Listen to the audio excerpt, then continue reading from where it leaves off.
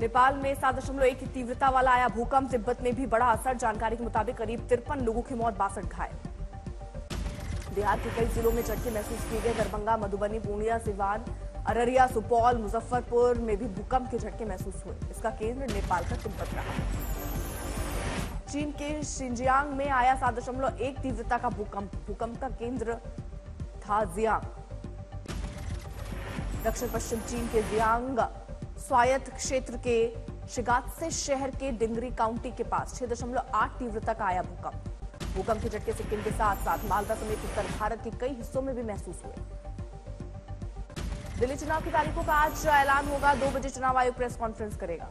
कल चुनाव आयोग ने फाइनल वोटर लिस्ट जारी की थी। दिल्ली में इस बार कुल 1,55,24,858 वोटर हैं। आज आम आदमी पार्टी अपना कैंपेन सॉन्ग करेगी लॉन्च। अरविंद केजरीवाल 12 बजे करेंगे प्रेस कॉन्फ्रेंस। अमित मालवीय का सवाल, क्या आप केजरीवाल के चुनाव को सुरक्षित करने के लिए फर्जी मतदाताओं के खिलाफ शिकायतों पर कार्रवाई न करने के लिए चुनाव अधिकारी को डराने की कोशिश कर रही है? जांच होनी चाहिए। आम आदमी पार्टी ने पोस्टर जारी कर बीजेपी को बताया चुनावी मुसलमान। लिखा, चुनाव आते ही इतना मुसलमान क्यों करती है बीजेपी?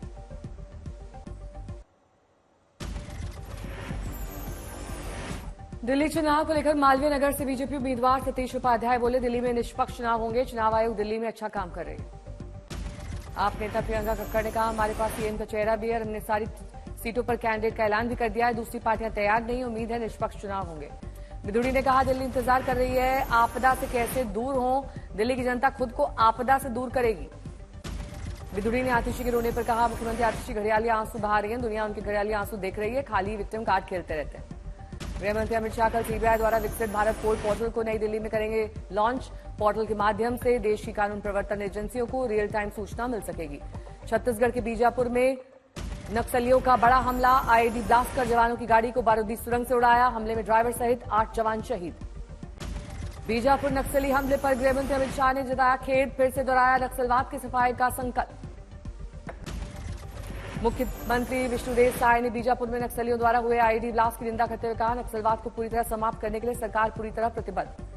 प्रियंका वाड्रा ने कहा, बीजापुर में हुए नक्सली हमले में बड़ी संख्या में जवानों के शहीद होने का समाचार अत्यंत दुखद। केजरीवाल ने कहा, छत्तीसगढ़ में कायराना नक्सली हमले में शहीद हुए जवानों को नमन करता हूं। कांग्रेस नेता सुरेंद्र राजपूत ने कहा, राजनीति से अलग रखकर ध्यान देना चाहिए। जब नमस्ते ट्रंप हुआ था तब भी इसी तरह से अहमदाबाद में वायरस फैल गया था। कांग्रेस ने कहा, कुंभ के लोग अमृत स्नान करते हैं। सरकार को कुछ नियम जारी करने चाहिए जिससे वायरस ना फैले। बाबा सिद्दीकी हत्याकांड में मुंबई पुलिस ने स्पेशल मकोका कोर्ट में दाखिल की चार्जशीट में 26 गिरफ्तार आरोपी नामजद। बाबा सिद्दीकी हत्याकांड में वांटेड आरोपियों में जीशान अख्तर, शुभम लोनकर, अनमोल बिश्नोई का नाम। मुंबई पुलिस ने 210 गवाहों के बयान का लिया सहारा। महाराष्ट्र के डिप्टी सीएम अजीत पवार का जनसंवाद के दौरान बिगड़े बोल, कहा, वोट दिया इसका मतलब ये नहीं कि मैं आपका मजदूर हूं। अजीत पवार के बयान पर जितेंद्र अवार्ड और एनसीपी एससीपी का पलटवार। बोले, वोटर के कारण ही उद्योग नगरी रहने में सक्षम है, नहीं दे सकते ऐसे जवाब। एनसीपी नेता छगन भुजबल ने अजीत पवार के बयान पर जताई आपत्ति। बोले, नहीं देना चाहिए था ऐसा बयान। छगन भुजबल की अजीत पवार से नाराजगी कायम। एनसीपी नेताओं से मुलाकात की खबर का खंडन करते हुए कहा, मेरी सारी भावनाएं मर गई हैं। डिप्टी सीएम अजीत पवार के बाद शिवसेना शिंदे गुट के विधायक संजय गायकवाड़ का मतदाताओं को लेकर बिगड़े बोल। उन पर वोट के दौरान नेताओं से पैसा ऐंठने का आरोप। महाराष्ट्र बीजेपी चीफ चंद्रशेखर बावनकुले ने शिवसेना यूबीटी नेता उद्धव ठाकरे के बयान पर किया पलटवार। बोले, पीएम मोदी पर कुछ भी बोलने से पहले अच्छी तरह करना चाहिए विचार। महाराष्ट्र बीजेपी चीफ चंद्रशेखर बावनकुले ने शिवसेना यूबीटी नेता उद्धव ठाकरे पर हमला बोलते हुए कहा, अपने कार्यकाल के दौरान एक दिन भी नहीं गए थे मंत्रालय।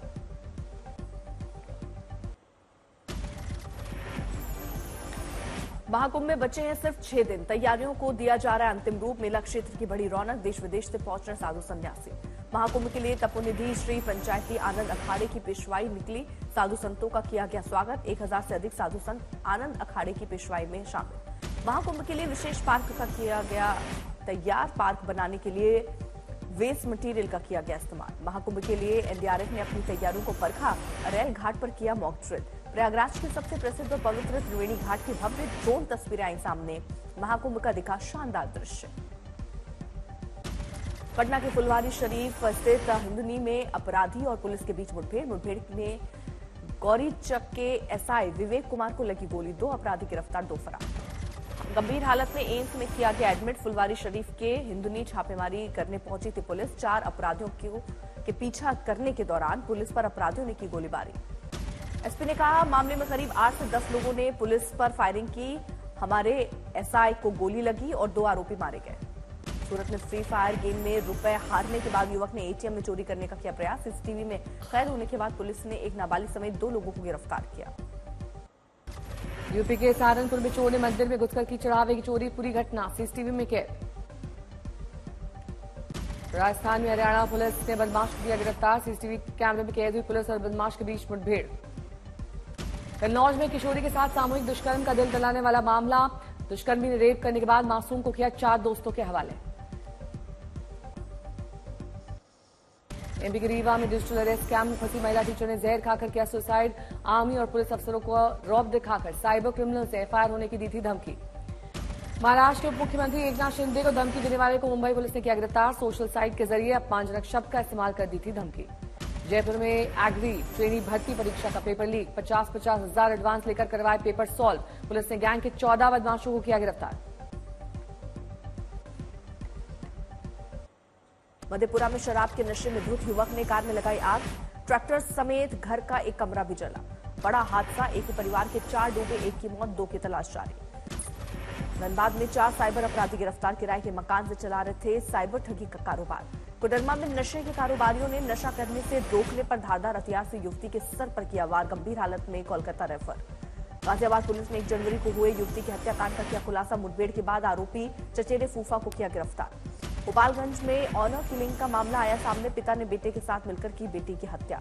हरिद्वार में कोच पर नाबालिग हॉकी खिलाड़ी से रेप का आरोप, कोच गिरफ्तार। इस महीने शुरू होने हैं राष्ट्रीय खेल।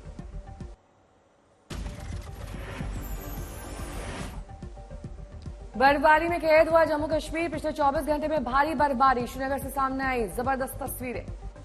गुलमर्ग और गुरेज में करीब 15 इंच बर्फ गिरी, जबकि दूसरे इलाकों में 2 फीट तक बर्फबारी दर्ज की गई। कुपवाड़ा में बर्फबारी के साथ हुई हल्की बारिश। शोपियां, पुलवामा, अनंतनाग और कुलगाम में भारी बर्फबारी। लाहौल स्पीति में बर्फबारी लगातार जारी, चारों ओर नजर आई बर्फ की सफेद चादर। लखनऊ में न्यूनतम तापमान 7 डिग्री किया गया दर्ज। मौसम विभाग के मुताबिक घने कोहरे का दौर 10 तारीख तक रहेगा जारी। मुंबई में अंधेरी वेस्ट में एक इमारत में लगी भयानक आग। तस्वीरों में दिखा आग का तांडव, 1 की मौत। बॉलीवुड सुपरस्टार अजय देवगन के भांजे अमन देवगन और एक्ट्रेस रवीना टंडन की बेटी ताशा थडानी की फिल्म आजाद का ट्रेलर रिलीज। ट्रेलर में दोनों स्टार किड्स की देखी जा सकती दमदार केमिस्ट्री। अजय देवगन भी अपने भांजे का साथ देते आएंगे नजर।